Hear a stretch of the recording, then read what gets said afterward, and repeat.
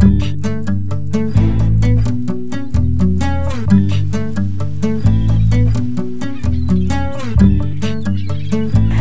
welcome to another episode of Sex Ed with Mel in 30 minutes or less here at Jefferson County Public Health in Jefferson County, Colorado.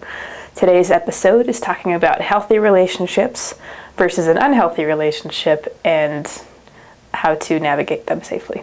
The first step is, what is a relationship? Well, a relationship is an interaction between two people, and that's pretty much the definition. Some relationships are very casual, as in, this is where I buy my coffee in the morning, and I have this very acquaintanceship relationship with my barista. A relationship might be a friendship between two people. It might be the relationship between a family member, so a parent-child relationship or a sibling relationship. And relationships can also be romantic in nature. And so, for the most part, the conversation today is geared towards romantic relationships, but all of the things that we talk about can apply to any of these types of interactions between people.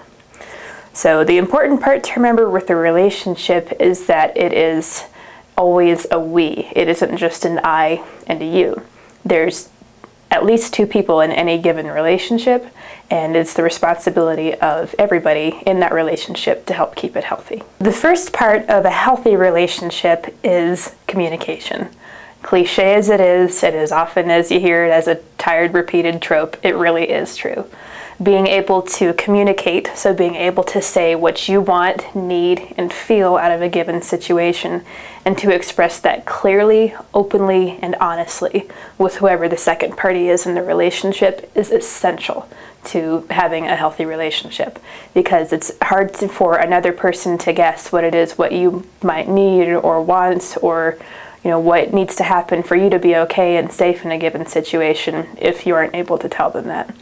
At the same point, it's also important, for your other half of the relationship to be able to express those same things, their wants, needs, and what they need out of a given situation to you openly, honestly, and clearly, so that you both have an equal say in things and you're able to really get the point across whenever it is that you are communicating about things in the relationship. It is definitely the foundation of a healthy interaction. So another part of a healthy relationship that is an essential component is respect. Respect for yourself and respect for your partner. Not just in the, I'm the older person and I'm the authority, so you need to respect that, but respecting each other as individuals and as whole and complete people inside the relationship.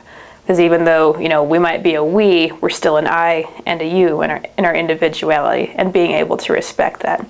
Another part of respect is the setting of boundaries and limitations, and to be able to respect those boundaries and limits.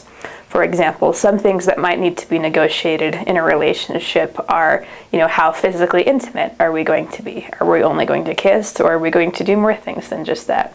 And being able to say, okay, well, here's what I'm comfortable with, and we don't go past that, and to have your partner respect that boundary or limitation without manipulating or pushing you further past what you are comfortable with. Another limitation or boundary that might need to be discussed is, how exclusive are we? Are we a casual relationship? Are we a committed, only with each other kind of a relationship? It's important to lay out your boundaries and what your expectations are, because if it's not clearly defined what both people are expecting and wanting out of a given relationship, it really does set it up for, failure and a lot of misunderstandings. It's also important to have healthy emotional boundaries too. Being able to give the relationship enough time for, feelings or stronger feelings to develop, and to develop in a safe way.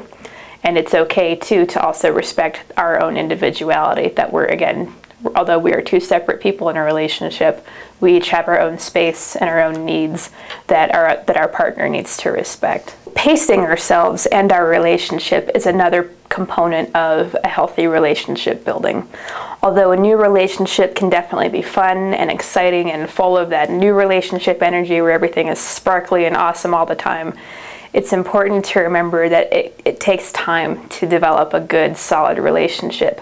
And things moving too fast, making big choices before there's been enough time to really build a solid foundation to do things like moving in together or getting married or having children, without having had enough time to develop that solid base, can also set people up for a harder time navigating that relationship safely.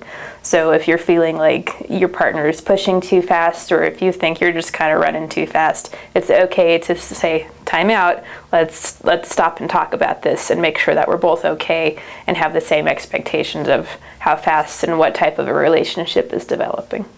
Trust is also an important component of a healthy, safe relationship. Trust is being able to rely on your partner and believe in them, and to know what they say is true and that they will honor their obligations and promises that they make, and that you do the same as well. Equality between partners is an important piece. Equality means that we both have an equal say in relationship decisions, in long-term plans with each other, and that both of our opinions and thoughts have equal weight in any discussion that we have. Basic safety in any relationship is also an important but sometimes overlooked piece. Nobody should have to worry about if their partner is going to hit them or hurt them or call them names or put them down or force them into sexual activity that they don't want. Nobody should be treated that way. Conflict is also something that's going to happen in any type of a relationship. Disagreements are common and normal in anything, but the important part is how they are handled. A healthy relationship has conflicts that people sit down and talk calmly about the situation without yelling, without name-calling, without blaming, without making excuses or apologizing, and without actually doing the work behind it to solve the conflict. How you handle it is also important, using things like I statements. It makes me feel blank when you do this, and being able to work through those things together. It's also okay to take a break from a conflict without expecting it to be resolved in one situation necessarily, but to be okay in between those times when we're talking about those conflicts. How conflict is handled in a relationship goes a long way as to whether it's a healthy or unhealthy relationship. So all of those were components of healthy relationships, but there's also such a thing as an unhealthy relationship.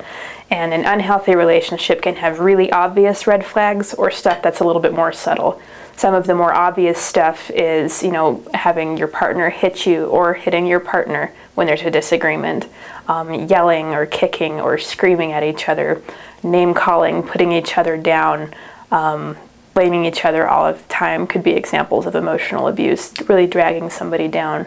Sexual abuse is when someone forces someone else or manipulates them into doing sexual activities that the other person doesn't want to do or isn't ready to do yet. These are obvious ones. That means that the relationship is unhealthy and needs to stop now. Some less obvious indicators of an unhealthy relationship might include not being treated with respect by your partner. One person doesn't have as much of a say in arguments or conflict resolution. Somebody is pushing somebody to move too fast in their relationship and isn't ready for it yet. Somebody is pushing to have more say in one thing or another, or pushing somebody to be sexually active or make choices like having a baby or getting married before they're ready to do so. Unhealthy relationships can happen to anybody in any type of relationship that they're in, whether that's a parent-child relationship or a romantic relationship or a friendship. Men and women can both be the victims, and men and women can both be the aggressors. So it's not just one party or another that's necessarily more predisposed. Anybody can be in an unhealthy relationship, whether that's the victim or the aggressor. And if you're in one and you see these patterns in yourself or your partner, it's time to get help. If you or someone you know is in an unhealthy relationship of any type, then it's important that you find information and get help when you need it. So here are some resources for that.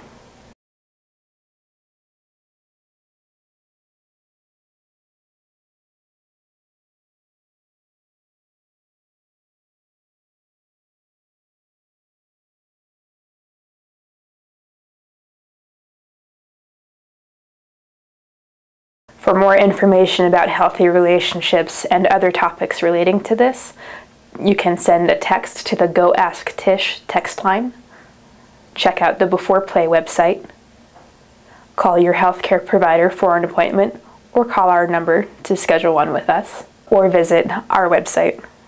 Thanks for watching, and we'll see you next time.